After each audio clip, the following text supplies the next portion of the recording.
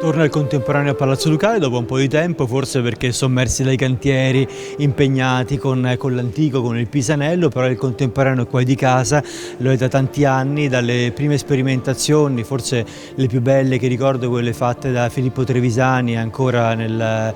primo decennio, e quindi con le mostre di Stefano Rienti e varie altre, e torna appunto il contemporaneo che interloquisce, che dialoga con gli spazi del palazzo, quindi troviamo le opere di Lorenzo Puglisi, molto interessanti, profonde, che colpiscono. Le troviamo nella Camera dei Cavalli, le troviamo nella Galleria dei Mesi, le troviamo nel Camerino dei Cesari, nella Sala del Crogiolo e poi soprattutto in Rustica, dove le sue opere sono dispiegate in maggior numero e anche con una maggior coerenza di formato rispetto a questo dialogo che l'artista ha cercato con le grandi opere sparse all'interno del palazzo.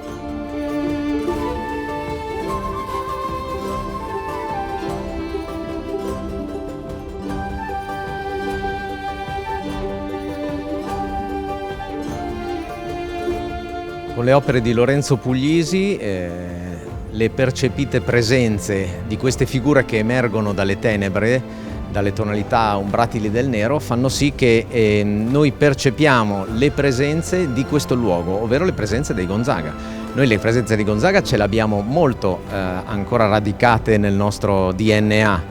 e queste presenze noi le percepiamo attraverso i volti e le mani che emergono dal nero, da questa oscurità, e che non è oscurità nel senso brutto del termine, ma in realtà il silenzio, perché lui è un pittore fondamentalmente del silenzio e della riflessione. Ovviamente questi ritratti, che possono richiamare anche ai famosi ritratti dei Gonzaga, delle grandi coppie come Francesco II e Isabella d'Este,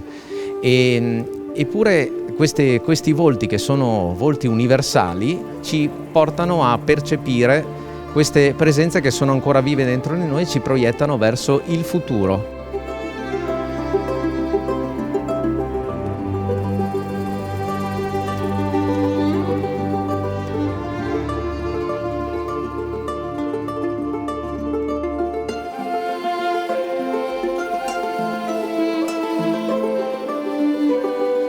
Il mio tentativo di pittura è sempre lo stesso, da una quindicina d'anni a questa parte, cioè questo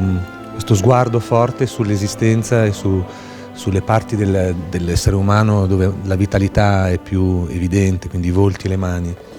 C'è questa oscurità, questa passionalità per il barocco, per i contrasti caravaggeschi e non solo.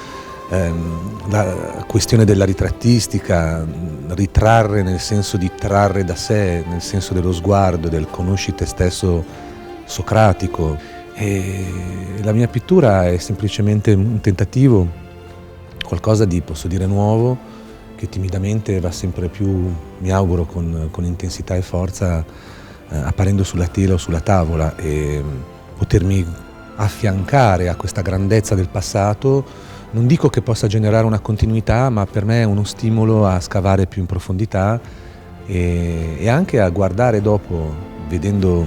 con imparzialità il risultato, se il lavoro svolto è stato soddisfacente oppure no.